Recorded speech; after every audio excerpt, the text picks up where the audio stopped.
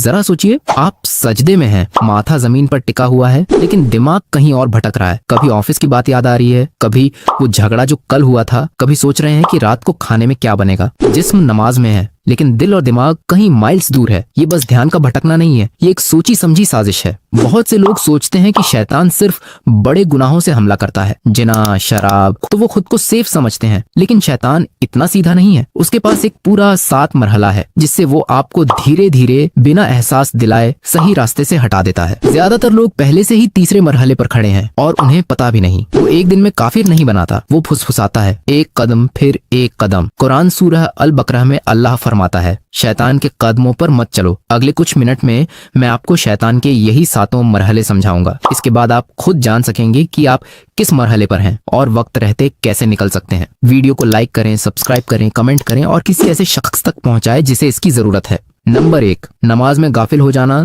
तसव्वुर करें, आप नमाज के लिए खड़े हुए, अल्लाहू अकबर कहा, सूरह फातिहा शुरू की, लेकिन पहली आयत खत्म होने से पहले ही दिमाग फोन नोटिफिकेशन पर चला गया, फिर डिनर पर, फिर उस बात पर जो किसी ने आज बोली थी। आप वापस आए, लेकिन फिर गुम हो गए, और जब सलाम फेरा तो एक भी लम्हा याद नहीं जब दिल सच में प्रेजेंट था। ये आपकी कमजोरी नहीं थी, ये शैतान की पहली चाल थी। नबी सल्लल्लाहु अलैहि वसल्लम ने फरमाया, शैतान नमाज के दौरान आता है और तुम्हें भुला देता है कि 3 रकात पढ़ी या 4, वो तुम्हारी नमाज से टुकड़ा टुकड़ा चुराता रहता है। नमाज आपकी ढाल है। जब शैतान ध्यान भटकाता है तो वो सिर्फ एक नमाज बर्बाद नहीं करता, बल्कि अल्लाह से आपका पूरा रिश्ता कमजोर करता है। आज की बेध्यान नमाज कल की देर से पढ़ी नमाज का रास्ता बन जाती है, और वही देरी दूसरा मरहला है।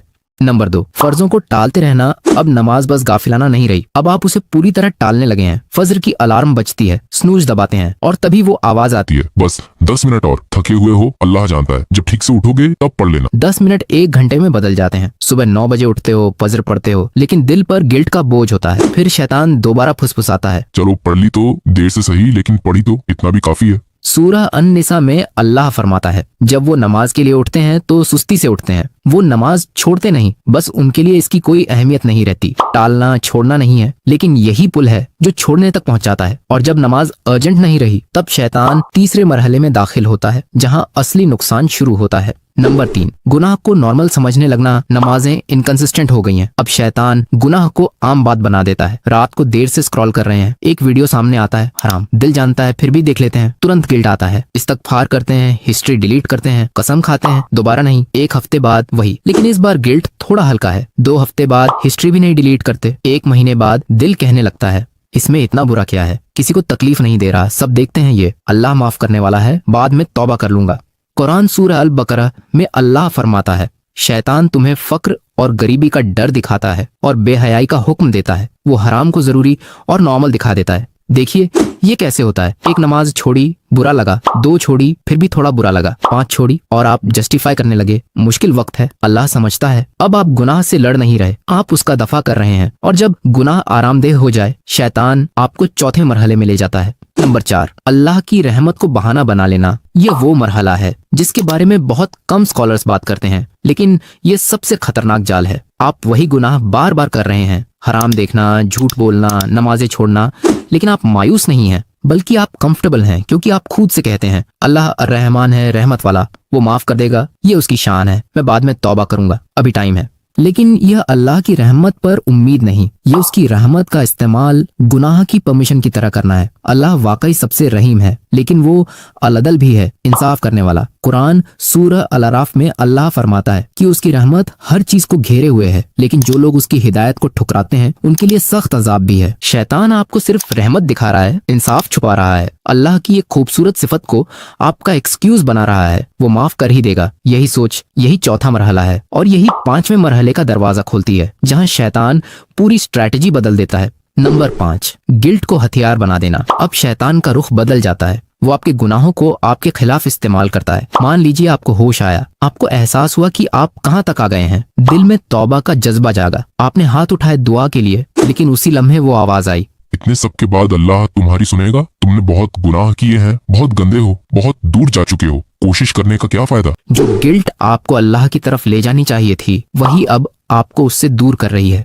अल्लाह सूरह अज-जुमर में फरमाता है, कह दो, ऐ मेरे बंदो जिन्होंने अपनी जानों पर जुल्म किया, अल्लाह की रहमत से मायूस मत हो, बेशक अल्लाह सारे गुनाह माफ करता है, लेकिन शैतान इस गिल्ट को डिस्पेयर में बदल देता है। पिछले साल भी माफी मांगी थी, फिर वही किया, अब दुआ का क्या फायदा। जो पछतावा आपको अल्लाह की तरफ दौड़ाना चाहिए था, वही अब जंजीर बन गई जो आपको जमाए हुए है। आपने अल्लाह से बात करना बंद कर दिया क्योंकि आप समझने लगे कि वो सुनेगा भी नहीं, और जब अल्लाह से रिश्ता टूट गया, शैतान बाकी सब रिश्ते तोड़ने आ जाता है। नंबर 6, रिश्तों में जहर भरना।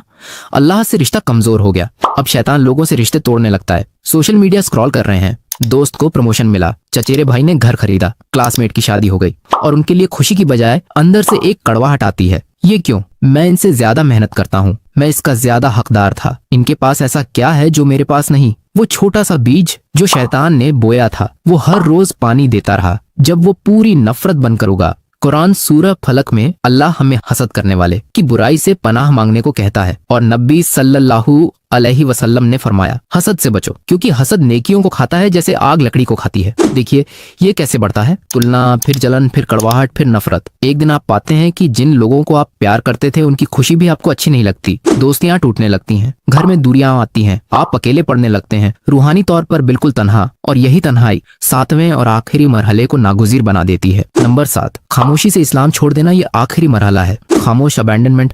आप खुद को मुसलमान कहते हैं, खुलकर कभी नहीं कहेंगे कि इस्लाम छोड़ दिया, लेकिन जिंदगी देखिए, महीनों से नमाज नहीं, कुरान पर धूल जम रही है, रमजान आया गया, रोजे नहीं रखे। कोई पूछे मुसलमान हो तो जवाब हाँ है, लेकिन अंदर से सच्चाई खुद पता है। आप धीरे धीरे चुपके से हर वो चीज छोड़ चुके हो जो अल्लाह ने हुक्म दी थी। ये जोर शोर से बगावत नहीं है, बस थकान है, कोशिश करने की ताकत नहीं रही, परवाह नहीं रही, और शैतान ने ये कन्विंस किया कि यही आजादी है, यही ऑथेंटिक जीना है। कुरान सूरह इब्राहिम में बताया है कि कयामत के दिन शैतान खुद सबके सामने कहेगा, अल्लाह ने तुमसे सच्चा वादा किया था, मैंने तुमसे वादा किया लेकिन तोड़ दिया, मेरे पास तुम पर कोई जोर नहीं, बस मैंने बुलाया और तुमने मान लिया। वो खुद कबूल करेगा, उसके पास कोई असली ताकत नहीं थी, हर फुसफुसाहट बस एक इनवाइट था। आप हर मरहले पर ना कह सकते थे।